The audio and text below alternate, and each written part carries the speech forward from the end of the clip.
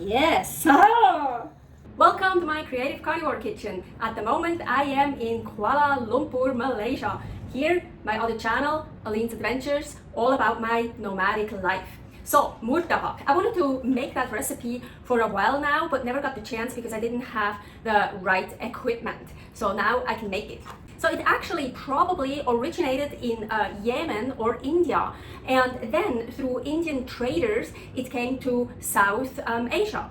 One theory is that it spread through Yemen with Indian traders to Southeast Asia. So apparently Murtabak is popular in Indonesia, Malaysia, Singapore, Brunei, southern Thailand, Saudi Arabia, and Yemen. So I am in Malaysia now. It's also popular in Malaysia, so perfect. For Murtabak you can use all different kinds of meats, and I chose to use ground lamb. I don't know, I think that's probably the most original one, as I like the most authentic one. I think that's why I chose ground lamb. I think, I'm not sure. So anyways, I'm just gonna make the whole thing.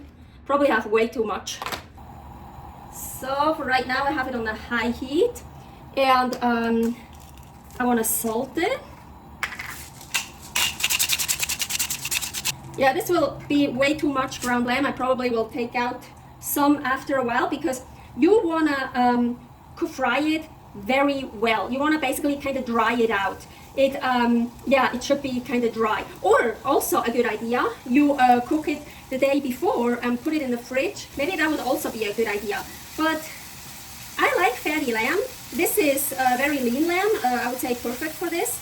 But I'm sure you could also make it with fatty lamb. But I read the recipe and it's like, yeah, you should get it like dry. The filling, this will be the filling. It should be dry. It's probably gonna be easier. So I'm kind of just like pressing it a little bit, press out the liquid. So, oh, and I actually have some fat in here, but not enough. So I need some animal fat. And yeah, if you made something fatty, you can use the fat you have left over here. But for me, that's not enough. But from this morning, I saved some pork belly fat.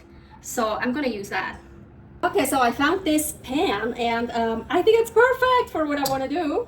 So, and yeah, I decided I still wanna use some of the lamb fat. Let's see if I can get some in here. Maybe for the first one. Yeah, I think that should be more than enough. I mean, this is also a non-stick. I feel like it's too much. Let's pour some in the pork fat. Let's try it. So here I have my ecto mix. Here is the recipe for that. And I think I used a bit more gelatin than usual. In the future I'm gonna make a new ecto video. So a better one. So this is just the ecto mix. So now the original Murtabak, you have dough, you roll it out, I think quite thinly, put the meat and well the mixture of I don't know what else on top of it, and fold it together and then fry it in a pan or even deep fry it. I'm not gonna use regular dough, so my idea was I'm gonna use my ecto and let it set, put the filling in it, and then package it and then fold it and do everything in here. So I have it like on, I don't know, like low middle heat. I have this thing in between, so it takes actually quite a while to heat it up. So I don't really want the foam. So let's see, I have no idea. Ooh. Oh, maybe that's not a good idea. Haha, I didn't realize that. Bad idea. Or maybe wait.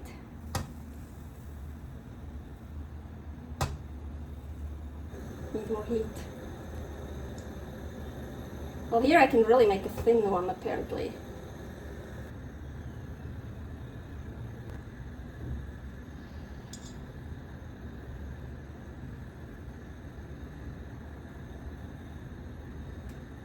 Okay, let's just try it. Have it on quite low heat. I wanna let it set a little bit first, turning the heat up a bit.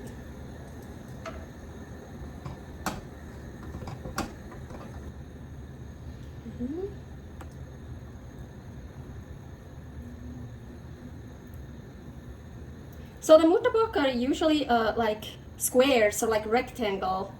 I think mine is gonna be round. Let's see. Well, mine is not traditional anyways because it's carnivore. Oh yeah, look. Woohoo!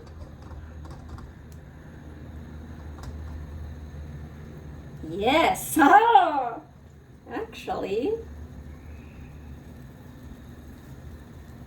Oh, maybe I waited too long. Come on, last one. Come on. Oh. So, actually, no, I do like this pan. I thought, oh no, it's not a good idea with this pan, but I think it is.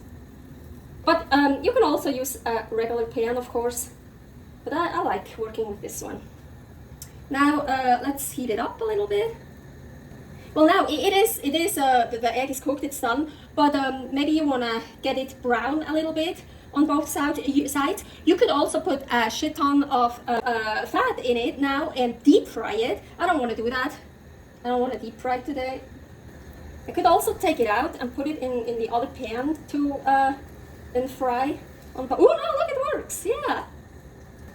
Oh, actually, it works so well. I'm so happy. First time. This is my first time ever. I thought like, oh, I probably have to do it 3 times and then I can. I thought I'm gonna film everything, but I thought I'm gonna like use probably the 4th or the 5th time I made it. But no, first time. Yeah. And now all the others will be totally messed up. No.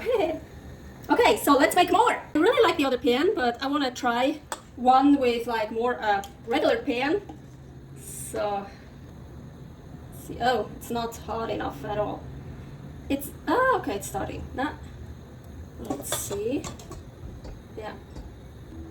Yeah, of course, my pan, you can see it. The pan is not flat, so I have to again, like what I did with the other one. I need to swirl it around, so I kind of get an even surface. This is easier when it's a little bit hotter. Not too hot, you don't want it to go too fast. Yeah, this is setting.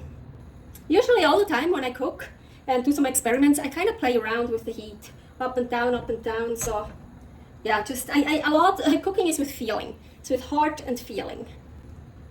So, I like to put this on it when it's still sticky, so it sticks. And let's start with this side. Ooh, oh, I damaged it here. Yeah, there's a hole. Yeah, oh yeah, okay, I made it too thin. Yeah, don't make it too thin. Yeah, and this pan unfortunately is a bit damaged, so maybe I put enough fat in it, I feel, but maybe not. Oh yeah, you see? Ooh. You see? Not enough fat.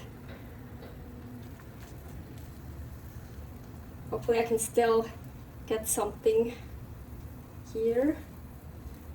Well, no one will see the underside when I put it in a plate. Oh yeah, by the way, of course, the other one I took out. I put it on a plate and in the oven to kind of keep it warm. I didn't turn on the oven. You could, like on very low, to keep it warm.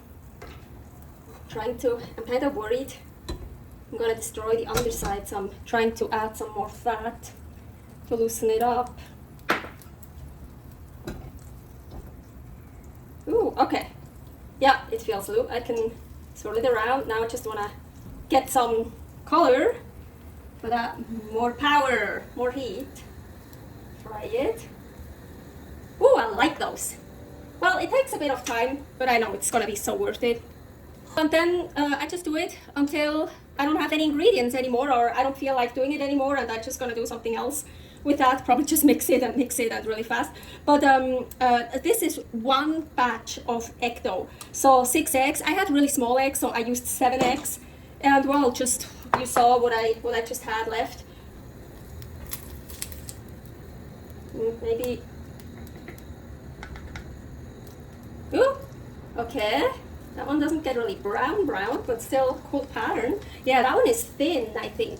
Yeah, I do want it thin because the original one has dough rolled out really thinly. So I do want it thin, but I don't, and if it's too thick, you can't really fold it anymore. Well, egg dough mix has gelatin in it, so it's much more durable to form, to fold and stuff. But still, so, well, whatever you like, whatever you're comfortable with, whatever works best for you with the thickness, kind of figuring out. So I think I'm gonna do the rest with this one here.